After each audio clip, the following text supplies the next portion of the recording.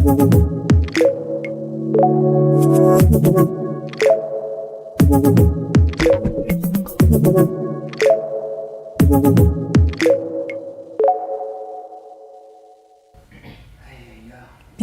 evening, ladies and gentlemen. Thank you again for joining us for another episode of your favorite TV show, African Youth Time Show. Tonight, as every other Thursday, we welcome a special guest.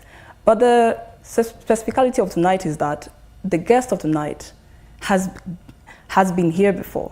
He has honored our panel before. So we are very honored to welcome him once again for another emission. Tonight, we're going to talk about, the theme of tonight is going to be good governance as the pillar of development. Ladies and gentlemen, allow me to welcome Mr. Stephen Banda. Stephen, welcome. Thank you very much. As I said before, I'm very thrilled and happy to welcome you here again for another show. That's great. How are you feeling? Yeah, I'm feeling great. To have this conversation with leaders of today. The team whom we have are normally leaders.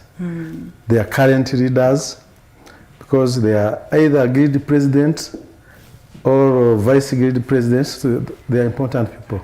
So I feel honored to be with the great leaders of today and tomorrow. Yeah. So as you guys already know, we're not here alone, and I just said it.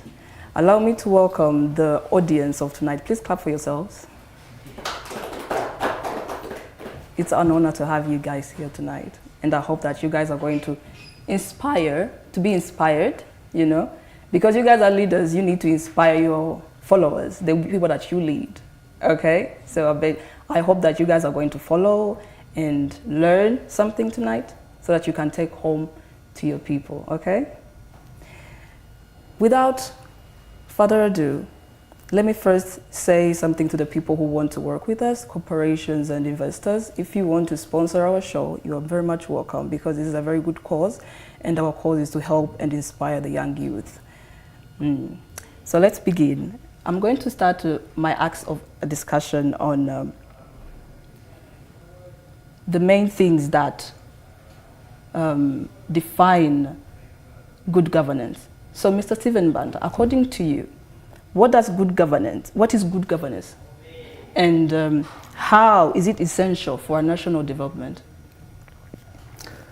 I think good governance is the pillar, and it is a central backbone for any kind of work that you expect to go just well.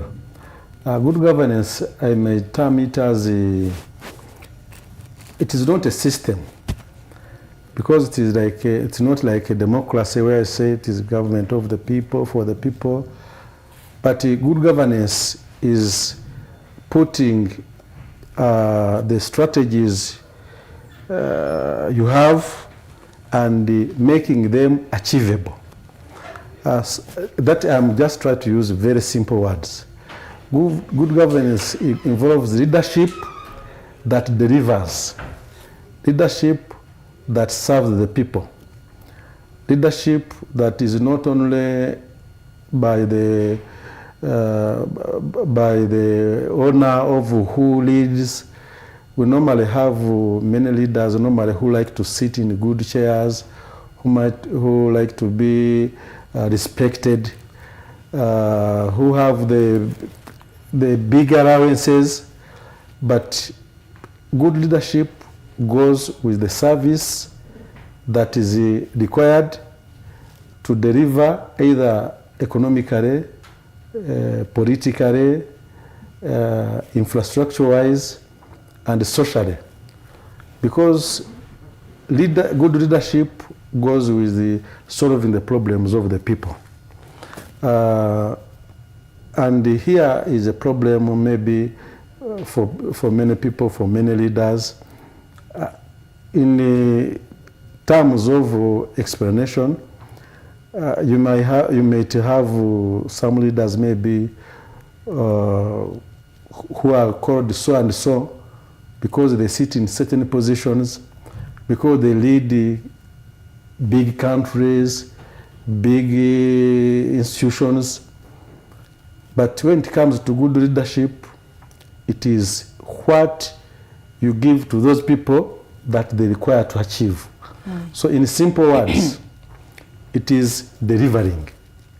Good leadership is by delivering, not by just having set rules, set goals, set what which are not achievable.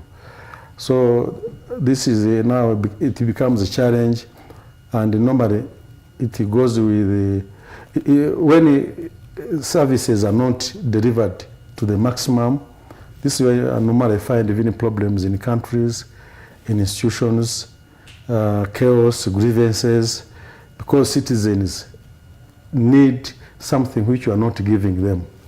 So I think a good thing we are with the future leaders of today, or today's leaders, the great presidents, they understand it more.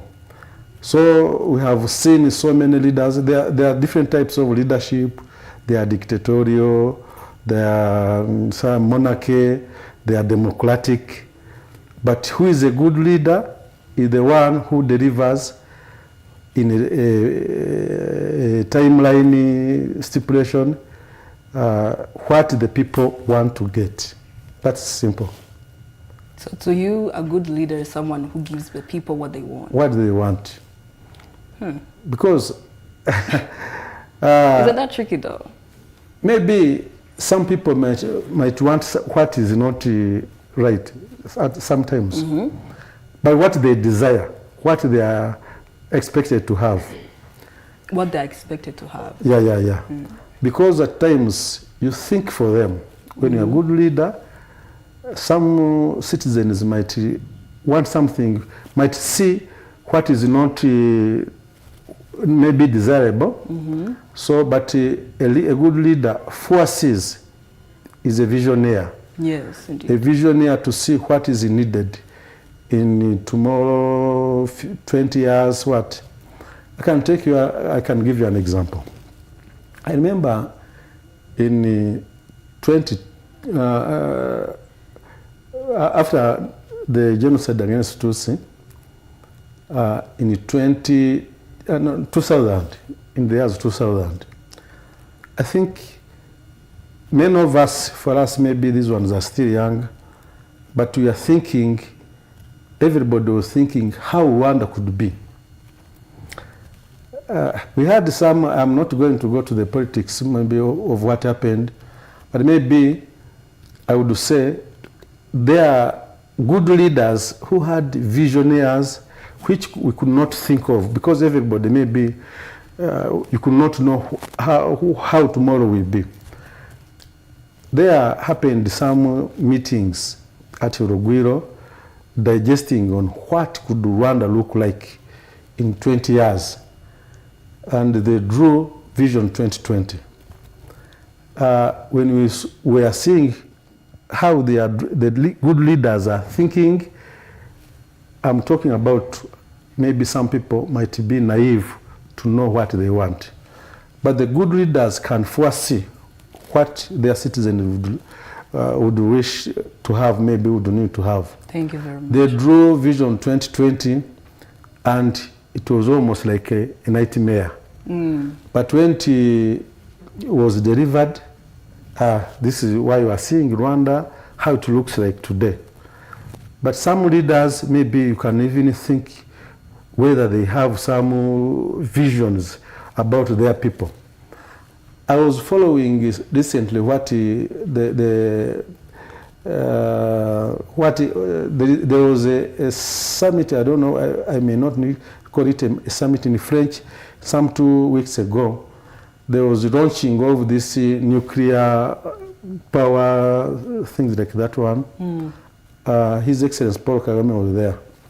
So he was visionary, he was again giving a vision of what Rwandans would wish to have in 2050, about setting this, he said by 2050 we should be a developed country, relying mostly on nuclear power. And that's why he, according to him, as a good leader, he was he invited the great leaders like the Macron of France and others to come in May, because there will be a meeting here for nuclear power. But Rwanda is saying that it can now come also to Africa, because we need energy, we need what? So a good leader can just foresee what the population needs economically, infrastructure-wise, educationally, social-wise, and just plan to deliver. And by delivering, a good leader is the one who normally puts things right. You can have good dreams, but when you are not accountable, when there is no accountability, things might be pass in back doors. Yeah. When you have no guidelines, transparency, then things might not be achieved. So a good leader is such a person who looks at what the state needs, what the people need, and delivers. Yes, thank you very much, Stephen Vanda. So can you give me a concrete example of a country that has significantly improved because of a good leader, and what other countries, Africa in particular, can learn from them? According to the Development Index, I think by Ibrahim, and maybe HDI, those are those two organs that normally have put forward the criteria and just have listed the countries. The countries which they gave are countries like Seychelles of Africa, countries like Botswana, countries like Rwanda, countries like this South Africa, and Namibia. Normally, if you can generally look at those countries, they have countries, they have leaders who look a little bit, who have just provided the essential goods for the people. And they are almost all secure countries. They put right, maybe countries which have maximum security and other things. Hospitals, infrastructure, education-wise, things like that one. So what can the other countries learn from them? Let me talk about Rwanda, the country I know more. And maybe I lived with, I just tried to see its politics, and I learned its, maybe how it grew from the colonial era up to now. Starting with maybe before 1900, that was a period of monarchy, but Rwanda was centralized. I wish to recommend and appreciate the services which are just done by the monarch by then, being well organized and centralized. They avoided any intrusion, any intruder that could come and spoil their unity. They had unity, though people were divided according to classes, but that was not a big problem, because you could just shift from one class to another. Till the time of colonialism, that's when we started influencing some changes. Before 1900, I would cite two things that happened in the whole world that never happened here. The whole world experienced slavery, slave trade. There was the East African slave trade, trans-Saharan slave trade, and the transatlantic slave trade. Nothing affected Rwanda. No Rwandan, not even one, was sold. When these traders came just to buy Rwandans, they were just giving them some other things, ships, things like that one. Then after the coming of colonialism, things changed. because the Bahrain conference came with its own problem of dividing Africa. First of all, they disorganized Rwanda, took part of it, more than it remained almost by half of its, a third of its size. But maybe we rush and we go to the time of democracy, the so-called democracy. In 1960s, 62 acquired independence, but leaders were still depending on the colonizers. So there was colonialism. So there we never experienced good leadership. And the first leader, President Kayibanda, followed by Habyarimana also, who had the divisionism. I get to say, when you have sectarianism, divisionism, corruption, your country, you can't be a good leader. So till the time when maybe after the war that ended in 1994, though by genocide, the good leaders, the bad leaders, just we left that period of bad leaders, and we are blessed here in Rwanda to have His Excellency Paul Kagame, who is a good leader, who has good vision, and just stop this ideology of divisionism, disunity, sectarianism, regional basis. I think I'm just trying to say, talk about how we grew.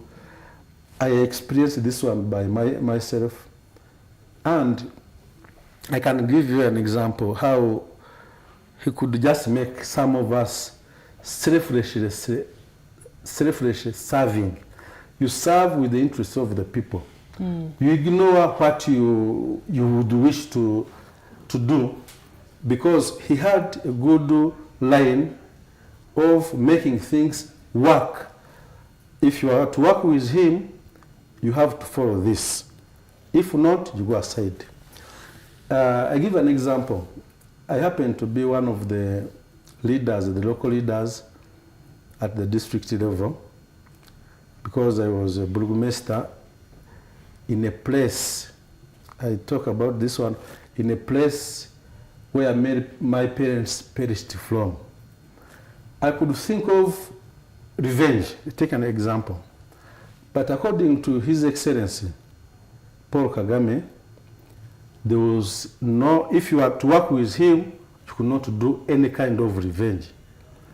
So he put forward the 8 principles, which were the 8 principles of RPF. Now they became 9, because the 9th was stop genocide, but unity, work, things like transparency, things like that one.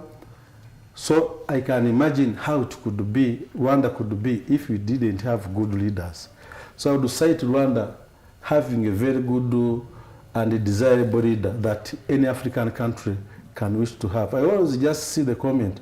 When we are talking behind the curtain, one of the younger leaders was telling us he rarely passes through the media communication, but I would say, if you can just view and see what happens in different countries of Africa, where you don't put interest of the people first, these countries cannot develop. So we are seeing people, countries which are even rich, material-wise, endowed with mineral resources, but without good leadership. They're crumbling. Yeah, no infrastructure, no educational development, no security, because of leaders that don't put interest on their people. But according to our country, Rwanda, if you don't serve the people, you are put aside. And I like what the president did, because normally, sometime back, I can give you an example. When I was a leader by then, from 1994, I used to have more than 12, 15 security men guarding me. Who am I to be guarded? But that was the system starting. But the president abolished it. Do you know that even the big men don't have these security guys? He installed the security. Security is everywhere. And now, there are also other things that assist. Even security cameras in Rwanda, they are everywhere. You cannot make a crime and you go without being punished. Yeah. No, you are even caught. Within 2 hours, 3 hours, you are caught. Because there are street cameras, you can imagine how you can walk in Rwanda from one border, every border to another one with security rights. Which big countries which have even much resources don't have. So I think with good leadership, it provides the essentials to the community, and the community then get a basis for development. Thank you very much, Mr. Stephen. So, according to you, how does good governance directly influence the economic growth and development? Good governance is a pillar. Development is the outcome of good governance. With good governance, you set what to do. Then you get the finances. You put there the systems, proper systems. Take an example, how to extract the maybe the primary products which you have. Resources, just to transform them into secondary products and the tertiary products. So you put there the system, how to make it. You attract the good leadership attracts investment. I first of all said it puts there the basic needs. Basic needs to people, that is security, law and order, then infrastructure, education. Then you attract the investors, health, to come and invest where there is just a good situation. The basics. The basics. You provide the basis. You put there maybe the good systems, like the good taxation systems, systems that avoid corruption. Then development becomes very, very easy. Sometimes, like give an example again of Rwanda or other countries, these ones, the Seychelles, they don't have much resources. But with the basic needs that the people need, then you can, we are now developing human resource capital. It can be developed. Now Rwanda is developing technology. Technology does not need to have endowed raw materials. It's just thinking big, how you can just make some things work and work quickly. So you can see with the development of ICT, what things are moving faster and faster. Communication, here in Rwanda, we just value almost mobile phones at almost more than 90%. That is providing so it is easy to make communication to people, to communicate them to. Again, good with, you also provide, you also see the vulnerable people, class or vulnerable sector, and you develop it. In Rwanda, the vulnerable part was the women and the youth, which had been forgotten, which other countries don't value. Women and youth. Women and youth. So when those ones, you provide them with the mechanism to bring them, uplift them, and you get equitable development. So with women, you can set different methods of providing them with finance, loans, very easy, in an easy way. You also provide, like in Rwanda, they also a law, they set a law that safeguards them against staying behind. This 30% law is applicable to every sector, be it in leadership, so you bring them forward. With the youth, you can see how there are many opportunities, talent development, creation, development. So you give also them opportunity to touch on money. And again, you also provide them with education and skills, the necessary skills for To them to develop develop. themselves. So I think there, when you do that, you are set, the population goes with nobody left behind. You're setting the pace for development. For Okay, that is. Thank you very much, Mr. Stephen. So before we move to African youth around the world, I would like to give at least one of the audience space and time to ask a question about what we heard and what we learned. Okay, so how about we start with the ladies? You are going to introduce yourself and say where you're from, because here we have only leaders from different universities in this country, especially Kigali. So we are thrilled to hear what you guys have to say. You guys, what you have to ask. Let's start with you. Good, thank you. Good Mike. evening. Thank you. Good evening. My name is Arkayura Schmickler Kelly, and I am second vice guild president at the UNILAC University. And my question was, do you think decentralization of power helps improve governance at the local level? Exactly. Decentralization. In Rwanda, it was in 2005 when they introduced this decentralized system of governance. And this when I think we even had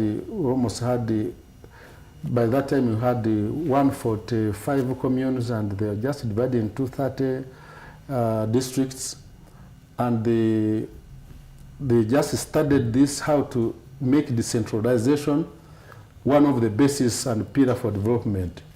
Let me tell you how it was before. All the money, all the potential was at the ministry level before decentralization was introduced.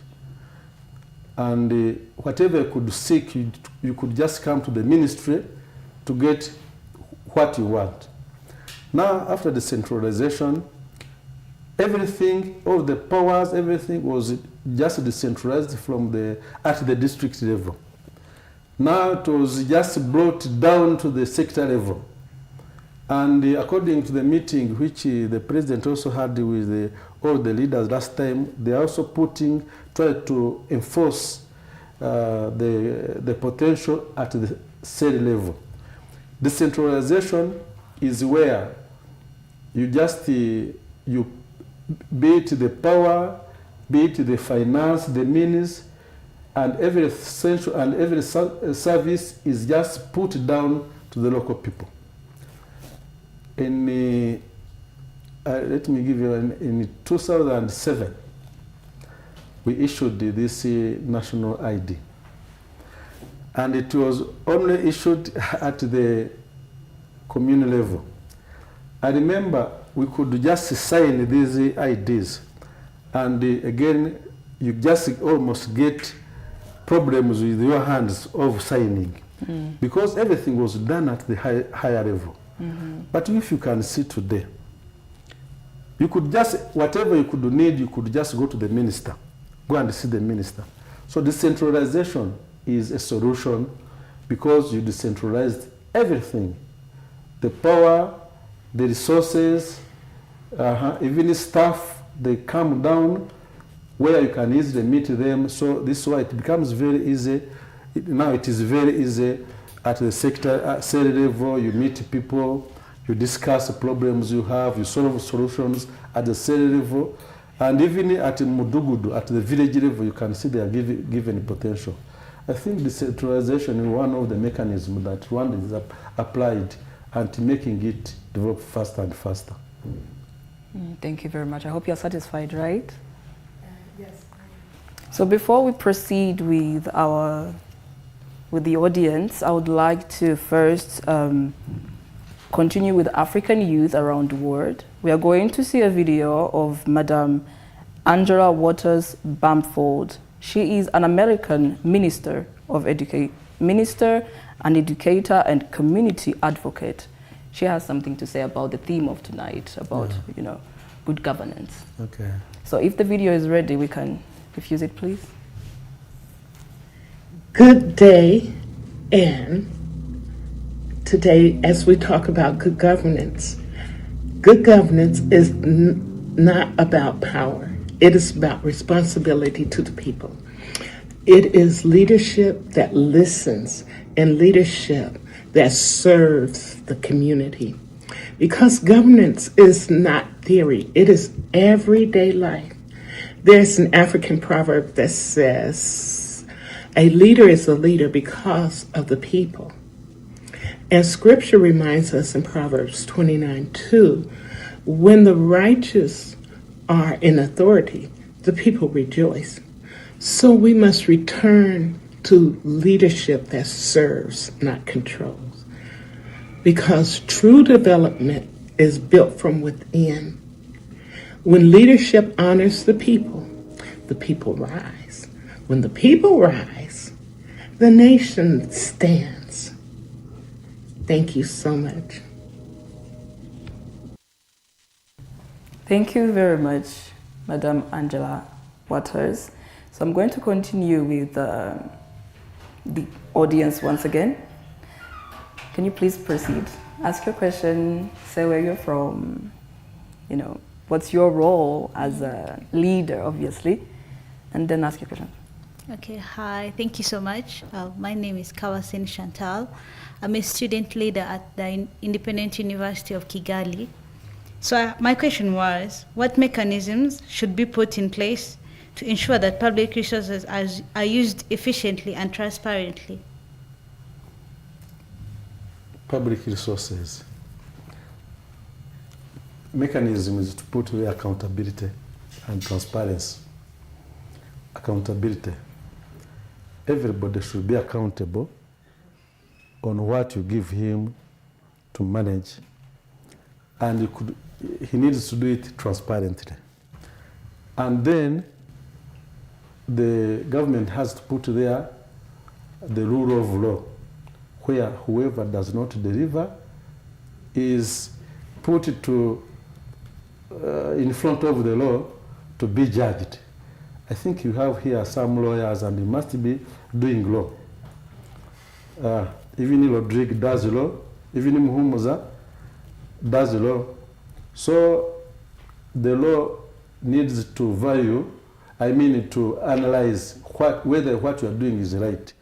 So accountability, by not saying, but by doing. The previous speaker, this lady, has mentioned that about when he was talking about good leadership. The leadership which listens, but again which serves. Some people don't serve because I know many countries in Africa, because I have lived in many countries. When maybe you have a budget, before decentralizing to do something, you get a tenth, you get a portion. Then you give it, goes to the hand of somebody, he also gets something. When it goes from the ministry to the institution, then the institution gives it to the director also gets a portion. Imagine how much will just a beneficiary receive. Accountability must be practiced. And this is what is making many of these African leaders develop faster and faster. And you do it in transparency. Transparency, that is, when there is no reason of hiding, no reason of just mentioning. In some states, you cannot touch like a minister. You can't. And some people, this transparency goes also with the fighting against sectarianism. Don't bring your brothers, your relatives into the business. If you want to develop, work with somebody who qualifies and who fits to do the service. I think accountability and transparency is one of the major results that can give the best results. So.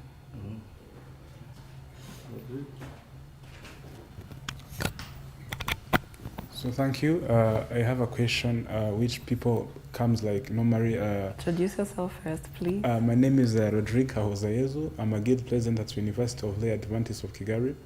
So I have a question where people have misunderstanding of a good governance, democracy, and rule of law. We really understand that good governance, doing things which shows that people they are participating in the government, but also we are looking about the democracy where people are leading, happily willing to be in that government, and so rule of law. People are having something that guiding them legally.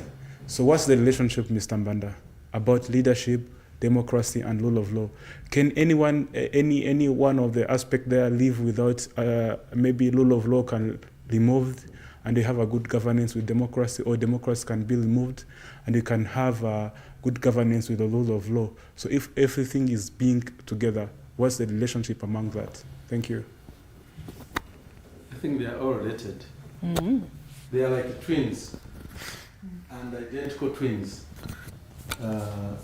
Each one supplements to another. There's no then let's talk. When you talk about democracy, it's not what maybe the Greeks just brought. Yeah, it is on one way. Just the democracy. That is I'm not forgetting what this is Socrates just put forward, but democracy is not normally what is created by the Western countries, where they put forward that democracy is where you leave everybody to do whatever he wants. Some people may do what is not relevant. You need to control people by giving them the right way how to go. But I'm not talking about dictatorship. Rule of law is where everything is there. There are 4 areas of governance. There is justice, then there is parliament, then there is administration. I think I'm forgetting the terms. You as lawyers, 4 sectors of leadership. You can help him. You can help me. As per the constitution, 3. the executive, the legislative, and the judicial. So they are all complementary. So those what you have said is almost divided. One goes to each sector, as you have mentioned, and they are all complementary. Are you satisfied? So you can't leave any. The judicial, you should not intervene in the decision of the lawyers, of the judicial. As an addition for what I was saying, is that good governance, and let's even focus about the democracy and the good governance. Good governance is that, like, it's as we said, or as people in a common aspect, we say that good governance, doing things which leads to the development of the people.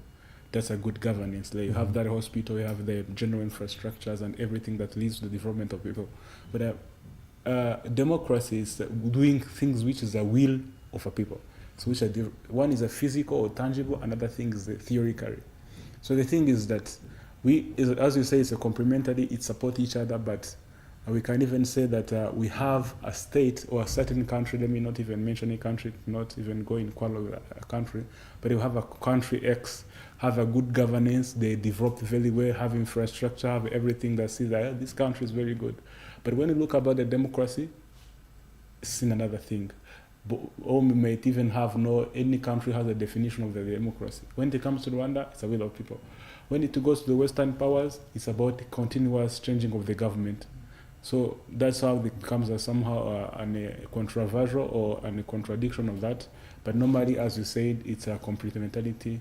That's I agree with you that. But when it comes to the general aspect, it's a different thing. Yeah, thank you. I think for democracy, I would say what people, the system they decided to have. That is their democracy. In Rwanda, we might decide, we sit together, we say, for us, we have to be governed in this way.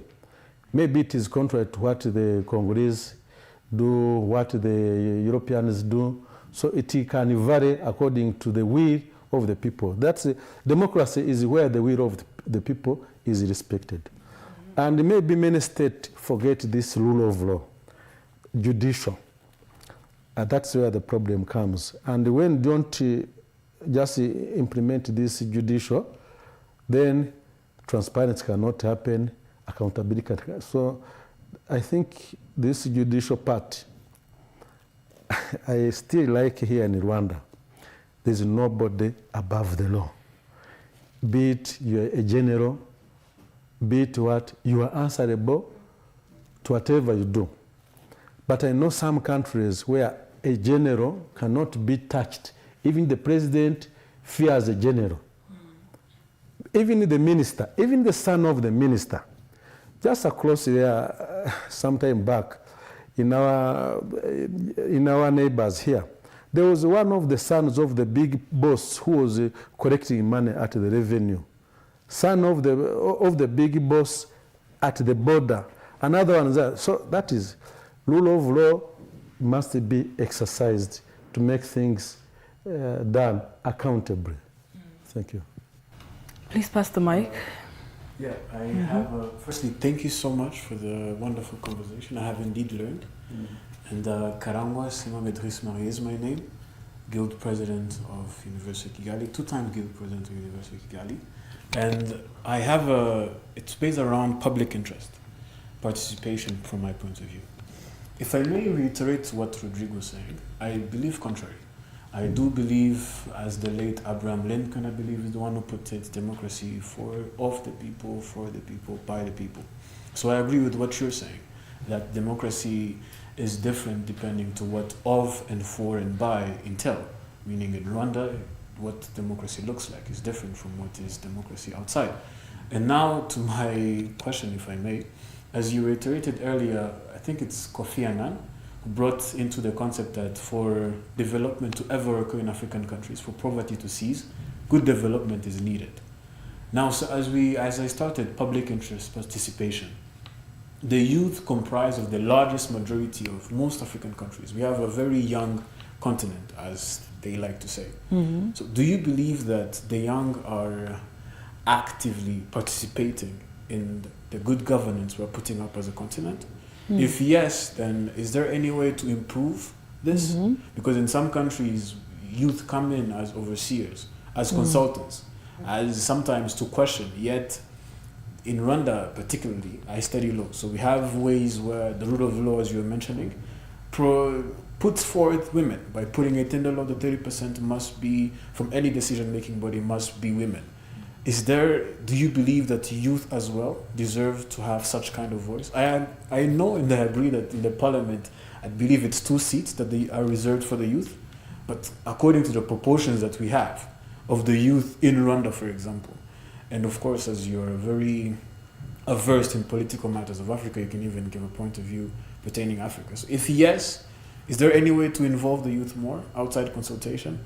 And if no, what can be done in some countries where 90-year-olds are the only people in the parliament?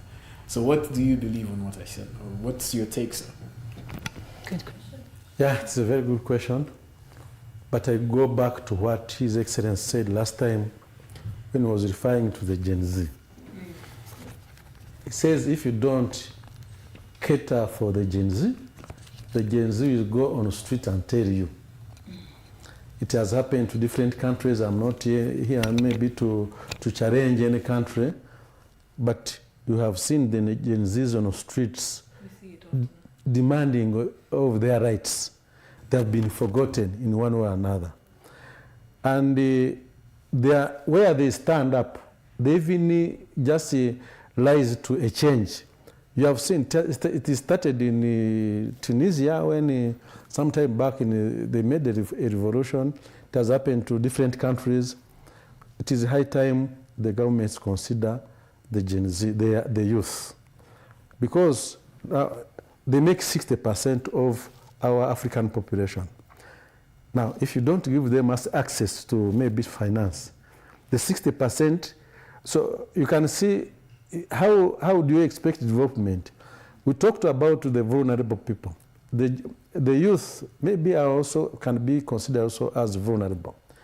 They have no collaterals to go to banks to get money, to get loans, but at times they have skills which have not been exploited. So imagine now the population we are having, the skilled labor which is not in use is within the youth, because education which normally you get, many of the educated age is of the youth.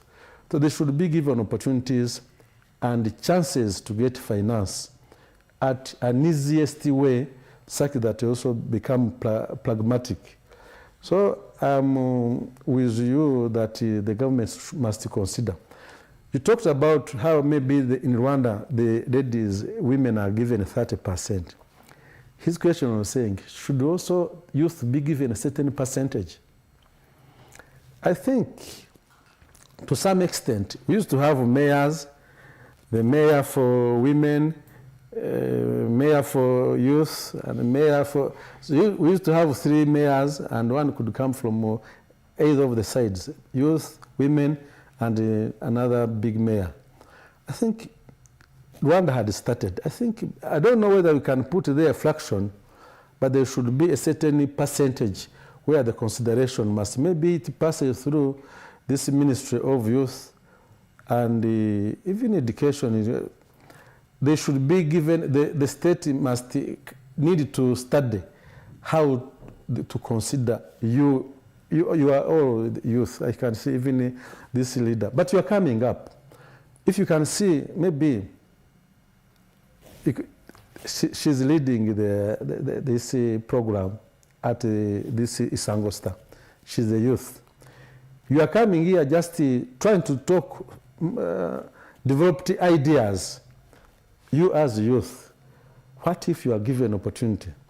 I think it is high time you are put in practice. And I like what the president is doing, to give the chances to CEOs, younger CEOs. We used to, some time back, we used to go in big conferences of RPF when we are old men only. But today, the majority are the youth. So I think Rwanda is trying to empower the youth. Also, other countries must do the same. Thank you. Hope you're satisfied. Last but not least, introduce yourself. Thank you for this. First and foremost, I appreciate what was taking place. The conversation is so nice. And you're welcome. My name is Muhumuza Benan. So far, the 11th ADR presenter in this country. So I'm one of the presidents of ADR in this country. ADR means? Alternative Dispute Resolution. It has just been initiated last year, and I'm one of the presidents among the 11th. Thank you. I study from UNLAC. My question could be, we've been seeing transparency as the currency of trust and accountability as the foundation of progress. In this, as a Pan-Africanist, I made my own statistics, and I found that among the world, the youth, Africa is the one which contains a lot of the number of the youth. And as we always say, or says in Rwanda, urubyiruko ni soko y'iki cyangwa urubyiruko, how do they say, urubyiruko ni soko y'ubuzima cyangwa se ni soko y'iterambere. When I made the statistics, I found that Africa is having a lot of the number of youth. And I came to find that if we are source of iterambere and we are source of leading, in the coming years we may be leading the world. But if we are to lead the world, what is the forward or the core things we can be doing in our country and provide it to the world so that it can be a foundation of transparency and accountability? Interesting. Yeah. In our country, or in our countries, because I like this program. Though we are here, the program passes through different TV channels in different countries. I don't know whether you are aware, but many countries will follow this program because it is connected with several countries of Africa. I think I would wish to mention on skills development. The youth should be given necessary skills that can easily transform the country. I like what maybe Rwanda decided to do of recent to just empower youth in TVT. Yeah. That is, that is technical schools. Technical schools, such that you leave the school maybe with enough technical skills to make you start your business. Sometime back we used to study theoretical subjects And science. Sciences, which maybe let me tell you what happened. During the colonialism, they came teaching people how to be the secretaries. Their secretaries. The education was about to be the secretaries which will serve the master as the colonizers. All people who learned by that time learned secretary, just typing machines to make reports, something like that one. But now things are changing. Technical skills and need to be. I like maybe what is taking place in Rwanda. Education development, because by 1994, I always repeat this. Do you know that we had no more than 1,000 graduates in Rwanda? The whole country? In the whole country, in 30 years of ruling, no more than 30 graduates were here in Rwanda. You could find only one person passing in a certain faculty, another one graduates in a certain faculty, because they never wanted people to compete for jobs. But when you are given skills and you are empowered, you may not get jobs in civil service, public service. You have to create jobs. So the youth must be empowered with the technical and the necessary skills to go and create their what. Then be allowed to also surpass the country, go outside, work, and come back and invest in your country. Indeed. So there must be a little bit, even we shall talk of also cross-border thinking, something like that one. But we can also say beyond that, we are talking about the youth. I think there are many opportunities which can be given. What were you thinking about you? It's not just about giving though. You guys need to create. What were you thinking about? Okay, my personal perspective of how I see things. I think first and foremost, the education we are attending right now, majorly when we look into the law department that I'm concerned in, we have been attending the education that was given to the scholates, the people who are very ancient. If you look to the people of the Romans and those people before even the coming of Jesus Christ, and that there are laws that we are still pushing and taking into concern. I think Rwanda or Africa, we should be generating new laws that governs we, and we provide it to the nation or to the world. Mm-hmm. And thank you. Maybe this is what Rwanda calls homegrown solution. Not always that the judicial, if we had used this normal judicial system without introducing Kachacha, this justice could not have been given to the people who were the victims of genocide, and it was just happened within a shortest time and with very, very less resources. So we should just embark on homegrown solutions, maybe in solving our own problems as Africans. And the leaders, if they want good leaders, should not just listen to the dictates of the Western world. Because for them, they have their line. And this is why they are bringing even chaos to us. Because they don't want us to take our own initiatives. So we should take our own initiative, not only in the law, in the area of law, but even in others, social what. Why should we imitate how the Western music? Why should we just try to dance like they dance, do what? Why can't we grow, just develop our own music systems, music styles, the rhythms, everything? We should be Africans and be Africanized. Be proud of it. Yeah. Thank you very much, Mr. Stephen. So, with the little time that we are left with, can you please give us like one last advice to the youth, because we are trying to inspire the youth, as you know. One last advice you can give to the youth before we close up the show. One day I was working in a big institution, and I was meeting challenges.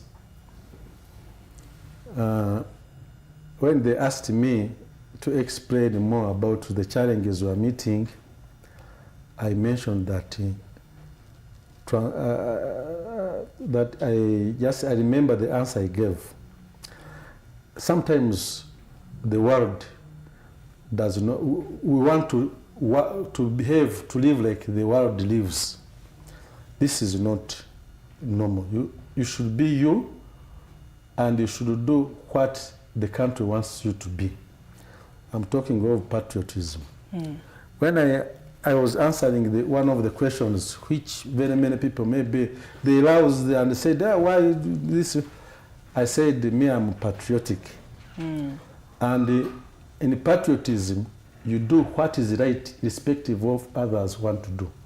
The majority might just take a wrong direction, but be you, be a patriot, love your country, and serve it as if you are the topmost person who is going to bring a solution. I tell you, when you don't just be taken by corruption, by influence of others, sometimes who are not doing good, you take the right thing. Sometimes you must be you. Again, when I was reading, by then, I was a younger leader, by the way. I was like you when I was given this power to lead. I had a challenge. I was thinking, I'm leading people who committed genocide to my people, very many people. Now, I was thinking of the mechanism how to do. I had people who were crying because they had been victims of genocide. But if it was just by the good leadership, where people just look up and you don't just take the messages out, you be influenced by this person, this country wouldn't have been the country it is. If people would have experienced revenge at the highest order, and now things could be in chaos. Now the good thing with this country, I say, be what you are. Everybody was even challenging His Excellency. Why are you? People had looted. I said, if you looted, take back what you took. Be yourself. Start from zero. But do you know that you can start from there when you are doing the right thing and you develop and you attain something good?